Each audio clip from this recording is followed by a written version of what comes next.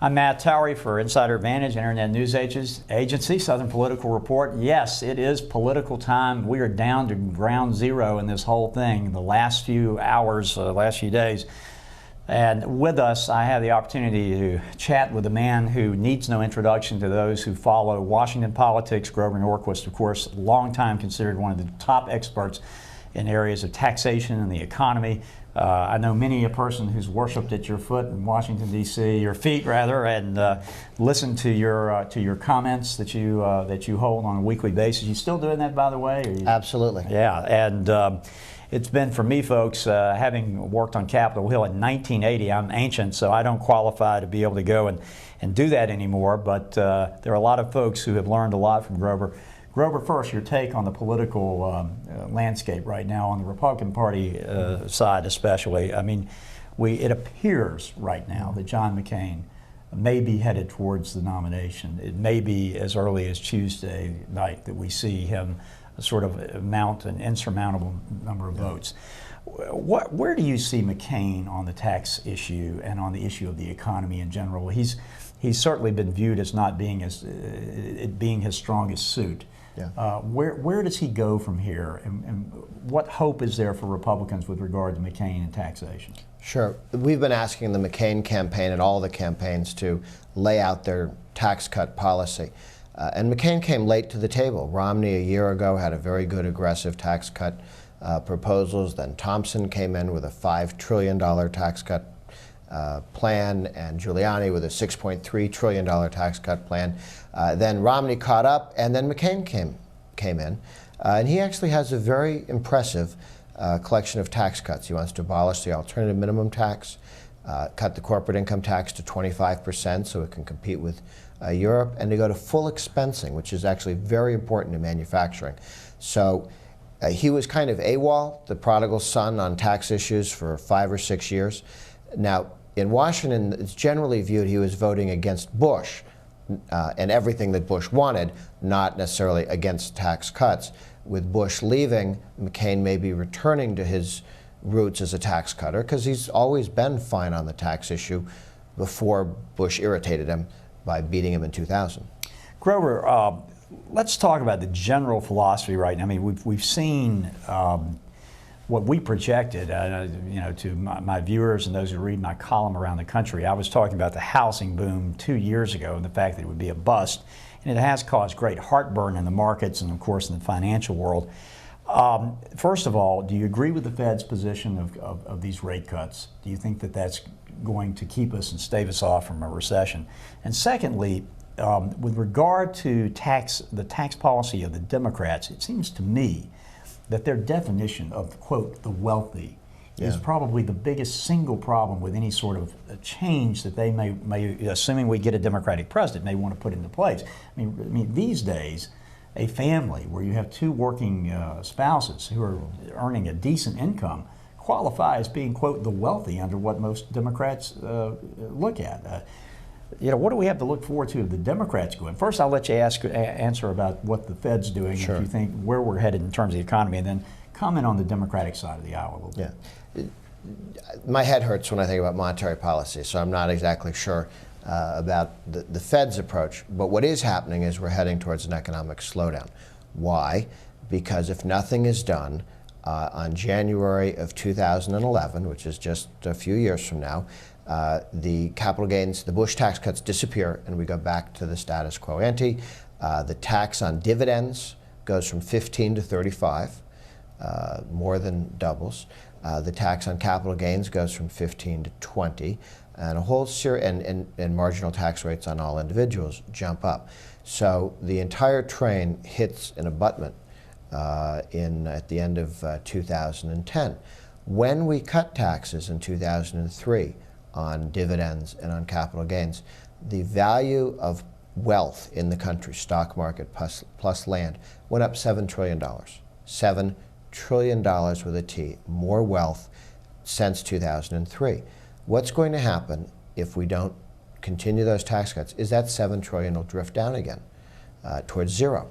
And that's death on the stock market, and that's what we're looking forward to. So a little stimulus here or there isn't going to solve our problem. Our problem is this massive tax increase poised to hit us like a sledgehammer at the end of 2010. And that's what this presidential election is about, and that's what this vote for Congress and Senate are about. Let's talk about Congress and the Senate for a moment. Now, we know that for the Republicans, the magic number is 40.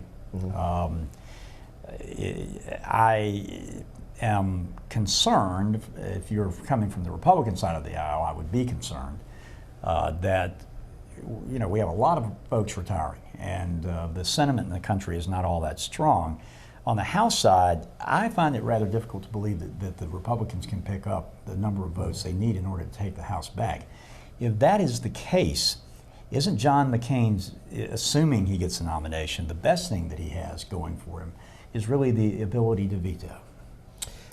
If you have a Democratic House and Senate, the only thing that John McCain or Romney would have is the ability to veto and the 40-plus votes to filibuster on the Senate side. I think that conservatives, people who care about limited government, that go into this election should spend some time trying to put McCain or Romney over the top at the presidency, but they should spend an equal amount of time looking to take the House back. We're only 16 seats down for the Republicans. There are quite a number of those seats that ought to come back in a decent year, and so a lot of Republicans say, I may not like Romney or McCain, but I think they'll run well nationally and help bring people to the polls. I think it is possible for the Republicans to take the House back, particularly if we do if Hillary's the alternative. That's going to help us in a lot of more rural and suburban areas. Well, that would probably be the story of the year, really more than the presidency, if you were to see the House go back into the hands of the Republicans. I will say this, that in 1994, when we were involved in taking over the House with the Gingrich Revolution, we were not aware that we were going to take over the House until the last few weeks. It really developed in the last week, as you recall, Grover. And so those sort of things happen because when you say there's just a combination of things that happen to meet at the right time. And you have to have the right opponent, as you mentioned, and you have to have the right set of circumstances. Any other comments? What's really big with you right this minute? I mean, if there's one thing you could ask of the presidential candidates, ask of the candidates for Congress, what is it that Grover Norquist would say, you need to be doing this? Sure. The big issue right now is for Congress, the Senate, the presidency, and for state legislatures and governors, it's fiscal transparency. Texas led the way exactly a year ago, putting every check the state of Texas writes up on the web, searchable. In Indiana, every contract that state writes is up on the web in a searchable fashion, so you can Google it and see what's there. Missouri, the governor did it by executive order. Didn't cost a penny of appropriated dollars. They just said, staff that's doing this now, do it.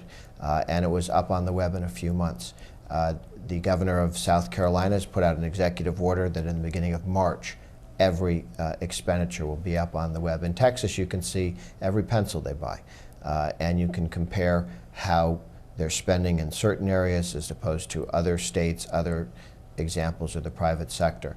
The federal government needs to do more and make all their contracts transparent, not just the earmarks, all government spending.